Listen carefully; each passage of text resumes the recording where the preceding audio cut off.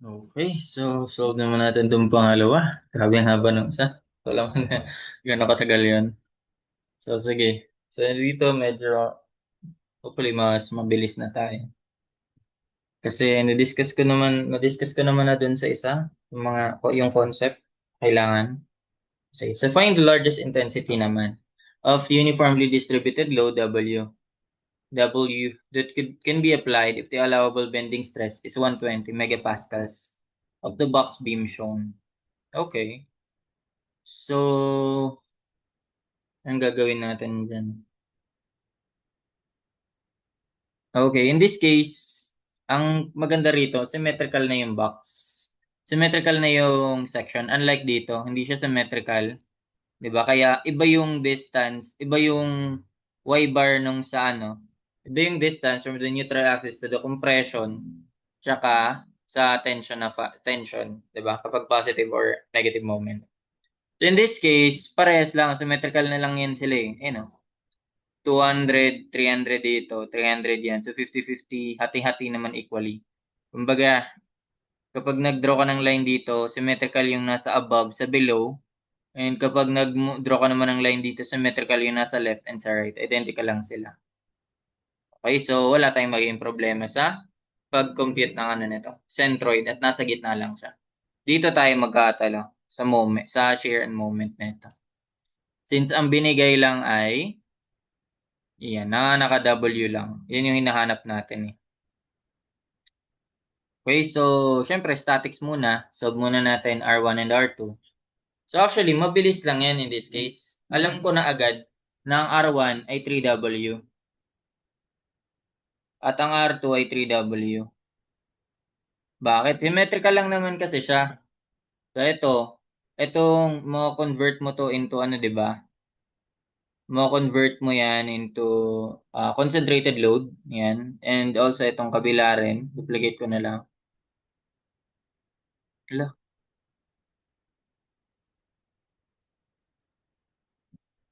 Ayan. So, dito. Ayan. Ila ko nga to.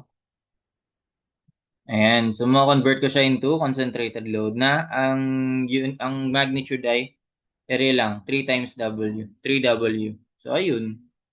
Hati sila. Isang side nito 3W.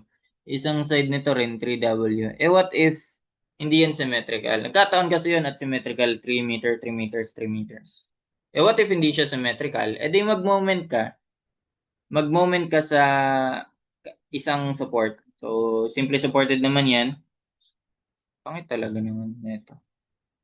Pangalan ko tong A, ito ulit si B, ito naman C, ito naman D. O, sabihin natin isolve ko yung R1. Isolve ko yung R1. So, magmo-moment ako sa D. Summation of moment at D equals 0. Okay, so alam naman na to siguro, no?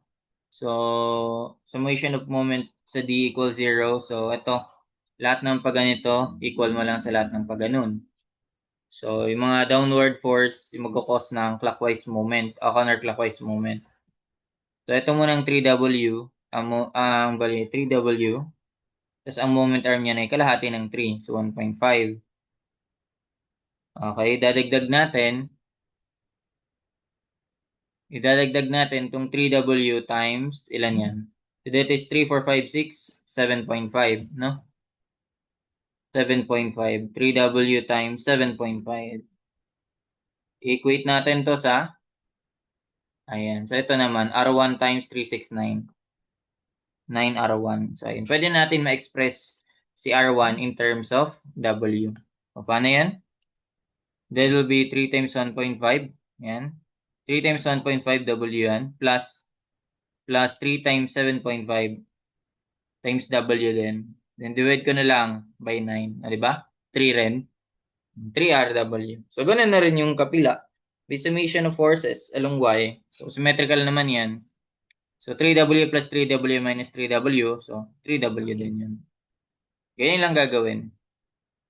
Okay, so meron na tayong reactions. Gawa ulit tayo ng shear and moment diagram dito. Shear and moment diagram. Gawa lang ako din. Di naman siguro sobrang haba. Eh di whoops na siguro to. Mga ganyan. Gawa lang ako guide. And sa bawat interval ng load ako naglalagay. Di ko na to pinakita kanina kasi ginawan ko na siya.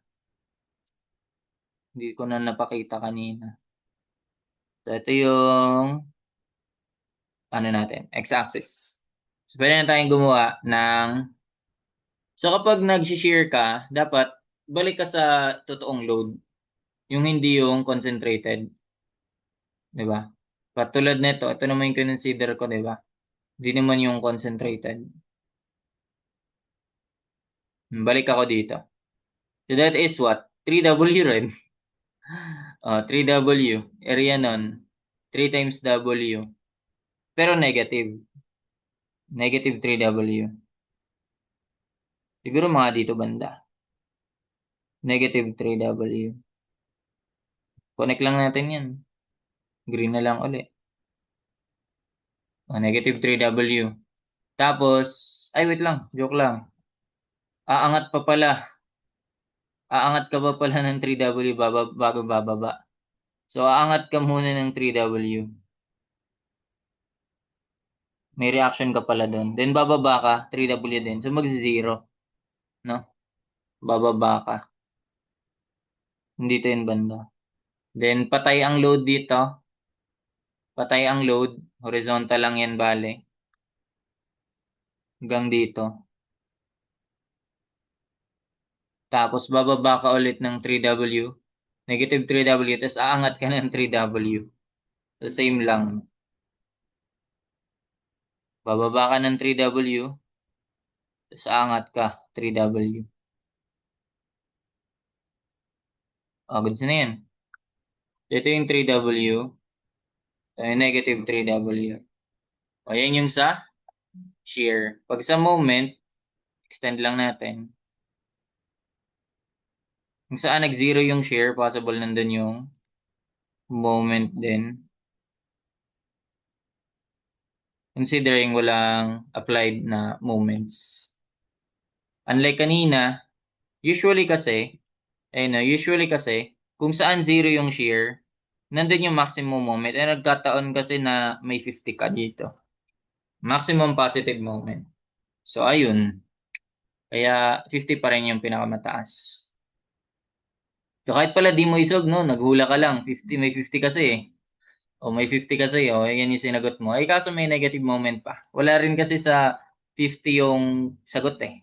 Mababa yung nasa 50, nasa 85. So, kailangan mo talaga kunin yung negative, maximum negative moment din. Okay, so, moment naman. Area lang na ito. Ilan yun? 3 meters, 3 meters. Okay na, 3, 3, 3 naman yan eh. Area nito. Okay na ba sa shared moment? So, pag shear, balikan natin. Pag shear na decreasing tapos positive, ito yon decreasing na positive. So, pag ganyan yung moment. Same lang yun sa nandito. Meron ba yan? Ito. Shear ba to? Ito pala. Tama ba? Decreasing magnitude. Yun parehas lang. Decreasing magnitude. So, pag ganyan din yung moment. Parehas lang yun. So, positive yan. So, that is, lagay ko na lang dito yung area niyan. 1/2 times base na 3. Tapos ang height ay 3W. So, that is 3 times 3, 9/2 3W. Ganun, 9/2 3W. Positive. Mga dito siguro banda. Goods na yan. Pa ganun. 9/2. 9/2 W. 3 times 3, 9 na nga eh. 9/2 W. Okay, and then dito, patay yung shear? Okay, wala. Walang movement din dyan. Ganyan. Patay. Tapos bababa ka. Pag pababa, tandaan mo lang din yun. Baliktaran lang yan sila. Dito naman yun, di ba? Pag pataas ka, pag nasa positive kang side, parang ganito lang yun eh. Nandito ka positive na side. Ito yan, ganyan yung moment mo. O pag nasa negative na side ka na, which is nandito, so gaganyan ka na. Di ba? Tuloy mo lang ganyan. So, ayun, okay na tayo dyan. Itutuloy mo lang, pababa lang siya. Pababa nga lang. Yung push. Ayan, so 9 halves din. So ito pala yung maximum moment, 9 halves W. Walang negative moment, positive moment lang lahat. Ibig sabihin nun. O 9 halves W yung maximum moment. Positive lang din ang meron. O, yun na yun. So, find the largest intensity of the uniformly distributed load. Sige nga, gawin natin. If the allowable bending stress. So, hindi mo na kailang isipin kung positive or negative moment. At positive na nga siya, no? Then, di mo na rin kailangan isipin if compression or tension since equal lang to. Symmetrical to. Tawag na to? Doubly.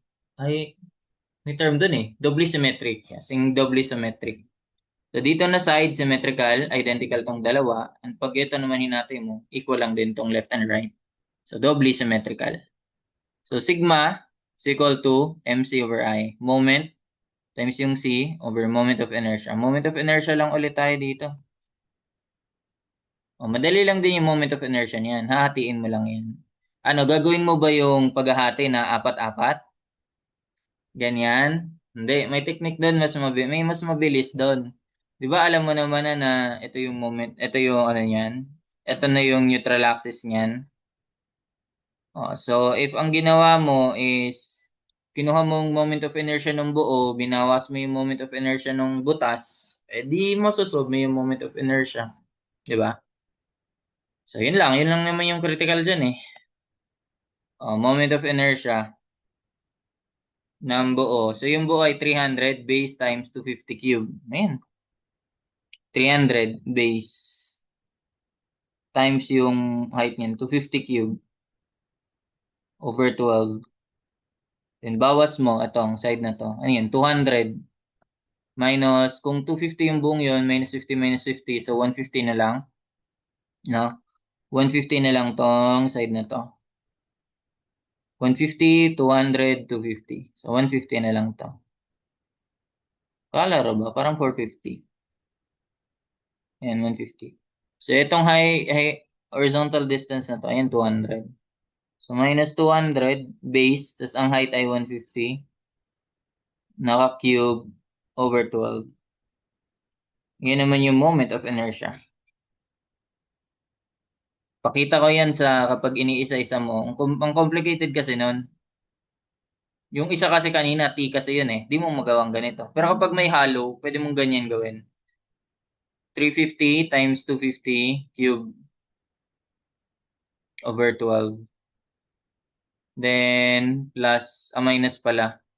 200 times 150 cube over 12. Tama ba? 350. Ay, no, 300. Bakit na 350 ko? Ay, nako. 300 lang. And 300. 300 by 250 cube over 12. 200 by 150 cube over 12. Sayang. Hentikan. 300 by 250 cube over 12 minus 200 by 150 cube over 12. So, lagay ko naman to sa M para moment of inertia. Store natin sa M. Engineering notation na lang ulit yan. 334. Laki, no? 375 times 10 to the 6th. To the 4th. Store natin sa M. Moment of inertia. Hindi naman ako mag-store ng M sa moment kasi. Moment of inertia na lang. Though, pwede mo namang palabasin din yan gamit yung maghati-hati ka. Pwede rin naman yun.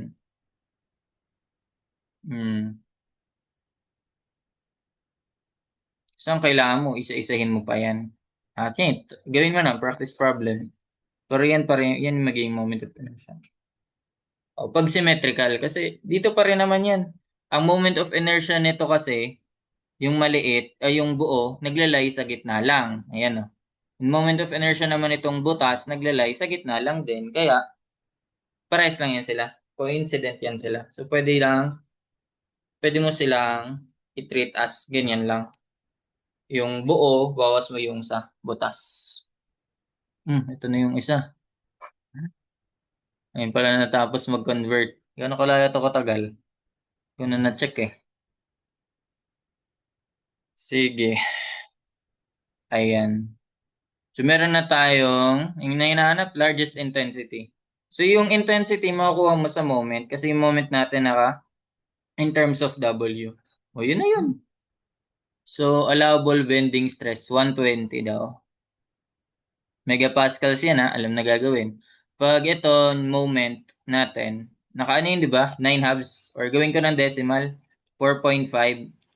4.5 W. 4.5 W. M. Tapos yung sin yan, syempre, kalahati lang nito. 125. 250 divided by 2. Kalahati lang. Ito lang yan. Kalahati, kalahati. Mapa-compression or tension, pares lang kasi sila. So, 125, divide mo na lang sa moment of inertia.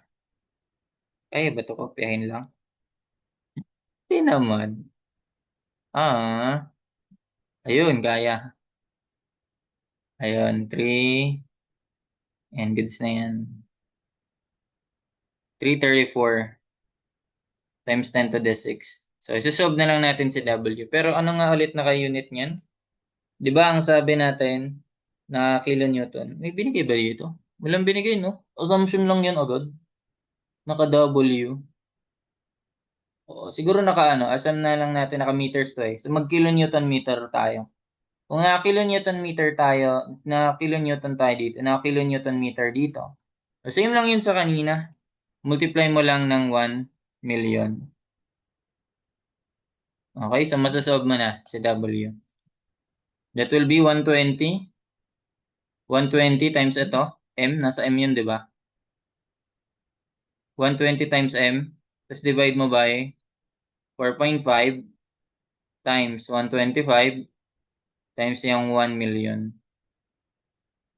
Tama? So, ito, moment of inertia. So, ayan na yun. Yung sagot natin. Hala ka. Mahina signal. Okay. Buti nawala. So, W is naka 70 something yun Value nun? 71.33 kilonewtons per meter. Ayun na yung sagot natin. Ganun. Ganun lang siya gawin. Ang bilis na ngayon part na yan. Ito wide flange beam. Pwede naman. Nakabase naman tayo dito sa ano ba? Section modulus. So section modulus tayo magbabase. Iba naman to method na to.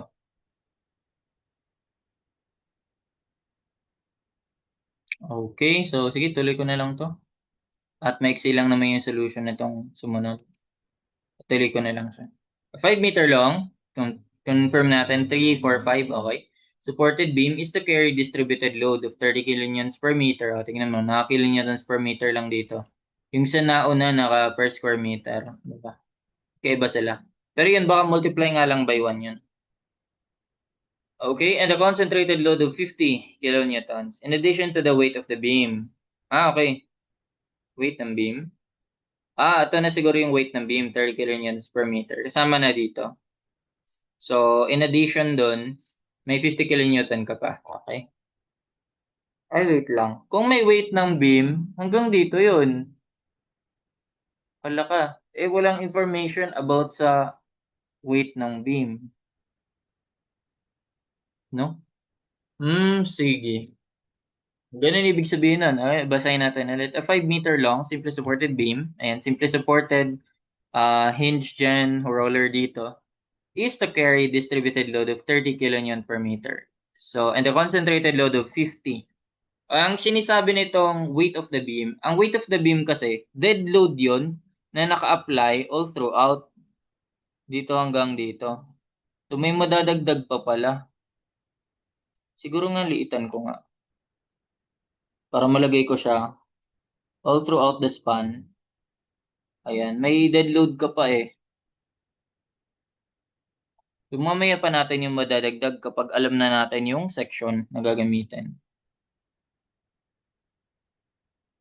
Ayan, may ganyan ka pa.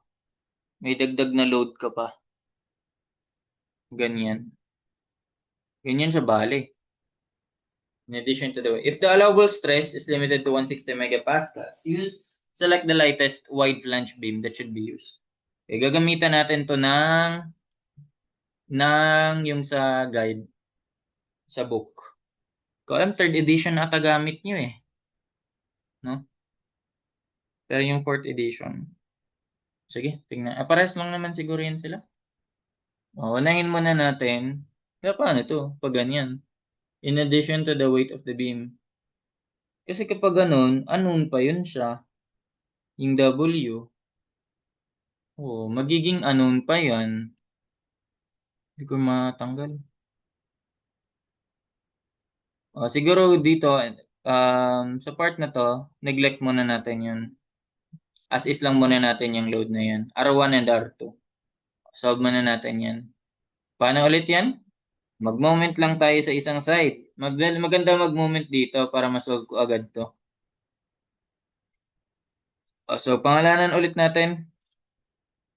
ABC. A, tapos yung interval nito is B, tapos ito naman C, ito naman D. Okay, so mag-summation tayo ng moment about point A equals 0. Ito. So, lahat ng pagganito, equate mo sa lahat ng pagganyan. Okay, yung mga downward load, yun naman yun. Yun yung magiging counterclock, may clockwise yung moment. Paano yan? Okay na tayo dito. 30 times 3, di ba? Yun yung mag-act dito. Tapos times mo sa kalahati ng 3, so 1.5. So 30 times 3, yan yung concentrated, yung ginawa ko kanina. Then moment arm mo papunta kay AI, kalahati lang ng 3, so 1.5. Okay, and then add natin yung 50 times 3, 4 moment arm. Then equate natin sa R2 na. R2 times 3, 4, 5. 5 R2. So, masasolve na natin yung R2. Dito ko na, erecta ko na siya. Erecta ko nilagay dito ba? So that is what? 30 times 3 times 1.5. 30 times 3 times 1.5 plus 50 times 4. Divide ko by 5. 6, 7. 67 kilo newtons. Para ma-solve ko naman yung R1, summation of forces along Y na lang yun. Equals 0. So, ang gagawin R1 plus R2 equals yung mga pababa. 30 times 3 lang yan. Hindi na yan moment eh. Concentrated load lang tayo. 30 times 3 plus 50.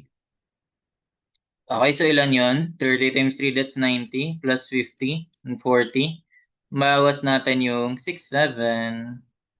73. So, yun yung R1. 73. 73 kilonewtons. Ayun na. So, ayun gagamitin natin. Yung reactions. Then, share and moment ulit. Ito, puro tayo share and moment. No? Gawa tayo ng linya ulit.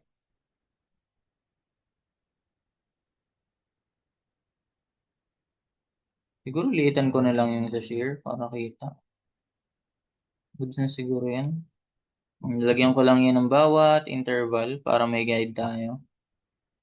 Hanggang dito. Tapos, ito yung concentrated.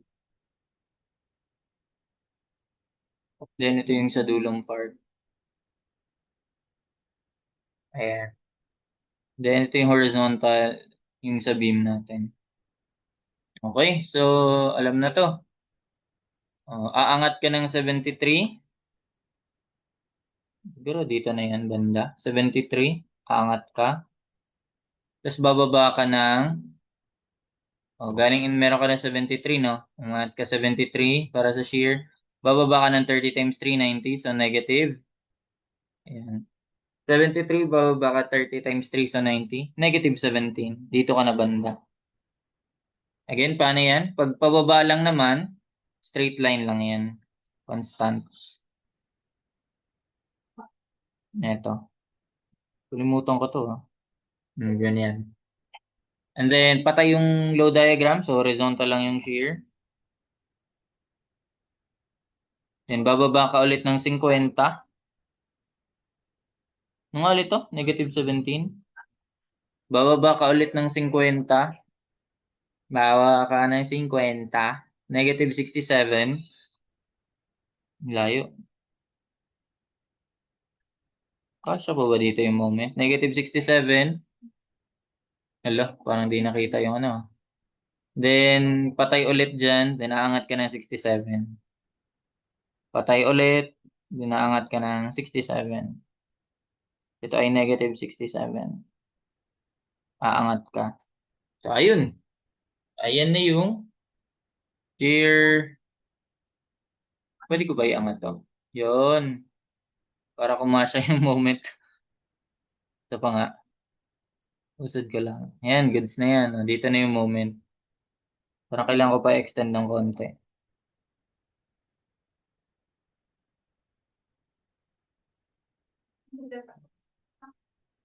Ayan. Okay, so dito naman tayo sa moment.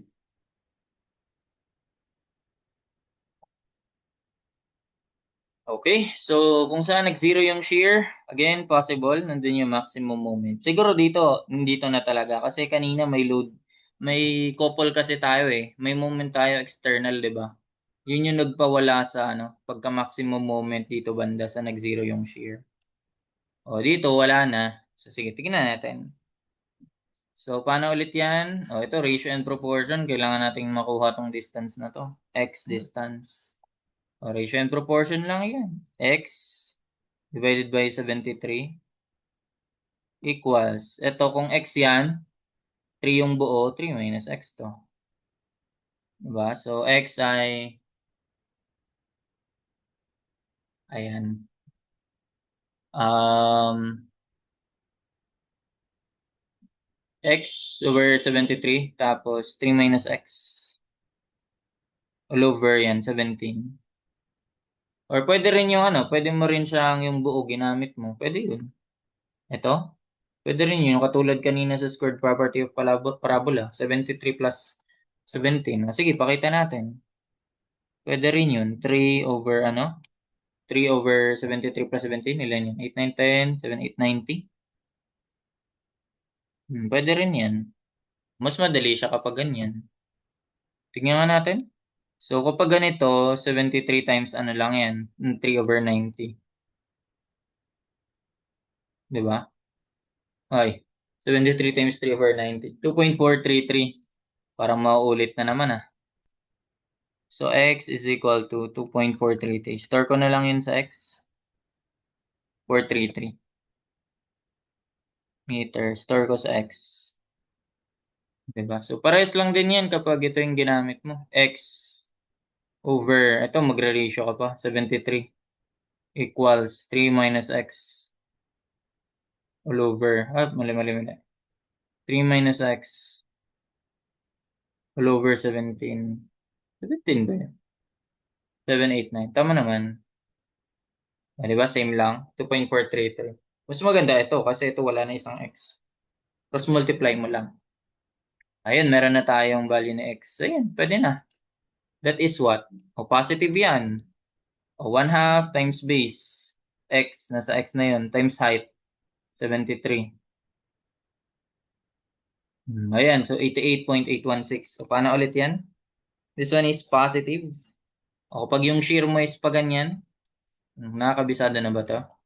O, positive, ano yun? Positive pero decreasing. Pababa eh. Pag ganyan yung moment mo. Sura. Makabisado mo yun, magandang guide yun. And then, yun pala, gagawin ko pala to ng guide kasi maximum yung zero share, possible maximum yung moment yan. And ano nga ulit yun? 88.816. Store ko nga yun sa M. 88.817 pala. Kasi 6 yan na paulit-ulit eh. 81.817. Okay, so lagay nga natin. Siguro dito banda. Wala ka. Oh, wala cursor ko. Lo. Hina ba signal? Ang lolo ko. Ayun. So, 81.87. Siguro mga dito banda. Gawa lang tayo. 81.817. Pag ganito, di ba? 81.817. Okay, then bababa siya ng another minus 1 half. Base na 3 minus x. Lagyan na lang natin as is 3 minus x. Tapos ang height niya na ay 17. Okay, neglect mo yung sign. Oh, 84. Ha? Back tumaas. Bumaba nga, di ba? 88 pala. 88.817. Kaya pala nagtaka ako. Bakit tumaas? 88.817. Ayan. So, bumaba siya, naging 84, no? Again, bawas natin. 1 half. Base niya na ay 3 minus x. Tapos, ang height niya na ay 17. Tuloy-tuloy lang natin. So, what? Nabago na tuloy. Ayan, 84. Kanina kasi yung nangyari doon ay nadoble yung ano. Kaya ingat-ingat ka rin. Dapat alam mo yung nangyari sa calculus. Bababa ka na, 84. Okay? Then ito, negative ulit yan. Pero pag ganyan naman yung slant naman yun. Inclined naman yung moment mo. So, bawas ka ulit ng ilan yan? Distance na yan. 1 times 17 lang. O minus 17. Ito yung height niya, 17. O 67. Pababa ka ng pababa. O, di ba? Dito na nga talaga sige yung maximum positive. So, tumama na siya. 67. Straight line lang yan. 67. 67. And then another ay 67 times 1. So, ayan. 67 ulit. Another 67. Na straight line lang din. Yan na. Nag-zero na ang shear. Ang moment diagram mo. So, ayun. Ito yung maximum moment natin. Positive ulit siya. 88.814. Again, 5, blah, blah, blah. Concentrated. In addition to the weight of the beam. Baka in-neglect mo lang yung weight of the beam. At di pa naman natin alam talaga yun. The allowable stress is limited to 160. So, dito na tayo na part. Sigma flexure is equal to MC over I ulit to. MC over I. Pero, wala kang information sa C, wala kang information sa I. Iba-iba yung tanong, no? Iba-iba yung varied talaga yung problem. Dito naman, ano naman yung I, ano naman yung C. So, parang gagawin dyan, dapat alam mo na yung I over C is the section modulus equal to S. So, ayan. Ibig sabihin,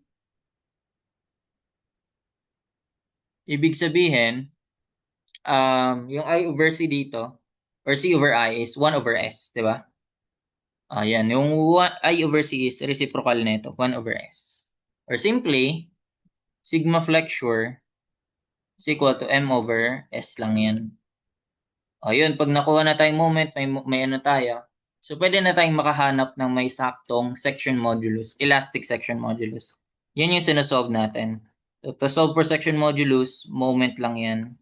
Divide mo sa sigma flexure.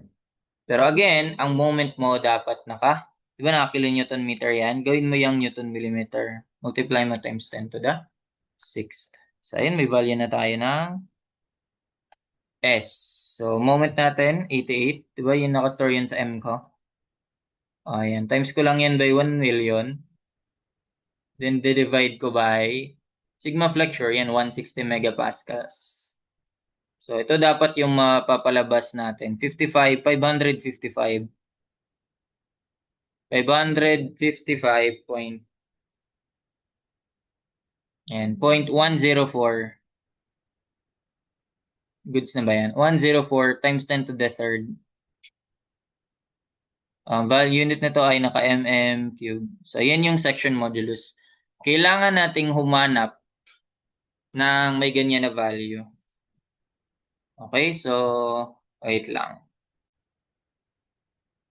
Okay, so tuloy muna natin to. Di pa nag-load yung video yung kanina kasi. Send ko rin yan. Okay, so ano na yan?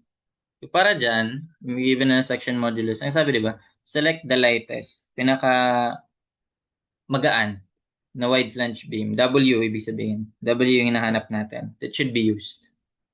Okay, so dun tayo sa English. Ito, yung reference natin. Strength of materials. Fourth edition yung akin. Alam ko yung inyo, sa third edition gamit niya eh. Mas maganda yung ano, di ba? Mas maganda yung recent. Most recent. So, dito yan banda sa appendix. Ayan. Properties of wide flange section. US, in, naka-English yan. Dun tayo sa naka-SI units. So, ayan. Kailangan natin makuha yung may section modulus along x-axis na, ano sabi dun? 555 times 10 to the third. Ganyan. 555 times 10 to the third. Ayun, ano, naka times 10 to the third na yan. At dito tayo sa x-axis. Okay, so maghanap tayo ng 555 or medyo mas mababa lang, mas mataas konti. Ito 943, ito first 3 digit nakita natin. 900, 777, 773, 634, sana malayo pa. Ito, sa 807, ito 580. Eh, di whoops na to, oh. 580. So, sige, ano yan? 580. Yan, W is 360 by 39. Okay, so tingnan natin. W360 by 39. W360 by 39. Ang section modulus nun ay, ilan yan? 580. Medyo malapit. Malaki dapat eh. 580. 580 times 10 to the third. Mm to the third. So, ayun. Baka may iba pa. For 74, dapat mas mataas sa 500. 549. Lapit ba? Ah, po, 555. Di pwede. Bagsak yan. Wala na. W572. Ito 580. O pwede yun. 580, 572. Mas magaan to. Tignan natin. Mas magaan. 49, 250. Tingnan natin. 250 by 49. Tingnan natin yan. W250 by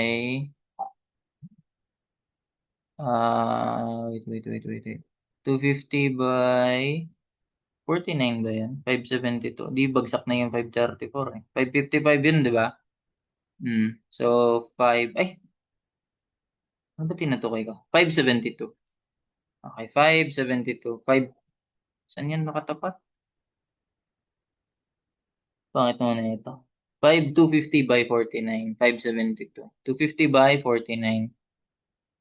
Yun may section modulus na 572. Times 10 to the third naman. Hindi ko nalalagay ng unit. Okay na tayo. Mas mababa siya dito. Mas mababa, pero mas mabigat. Ito ay, ibig sabihin kasi nito, itong nandito banda sa right, naka ano yan, naka kilograms per meter. Ito naman, ito yung millimeters na parang depth niyan. May kita mo naman yan eh, kasi pag dito, tingnan mo, 250. 250 nakalagay. So yung depth niya, no, 289. Magkalapit. Nominal lang kasi yan. Yung actual is, ayun yung ginagamit. Kakalapit. Tapos ito yung theoretical mass, kilogram per meter. So, ganun. Hanap pa tayo. Nasa ano na tayo? 572, 534, 582. Pag 582, 59. 59. Ito 439. Ito na nga yung best eh. 39, pinakamagaan. No? 39. Wala na ata. Goods na yun? Wala na. S-shape na to. Wala na. Ito na yung best. Ito na yung best. W60 by 39. So, ganun lang. Ganyan lang. I guess that's it for this problems. Ayun lang.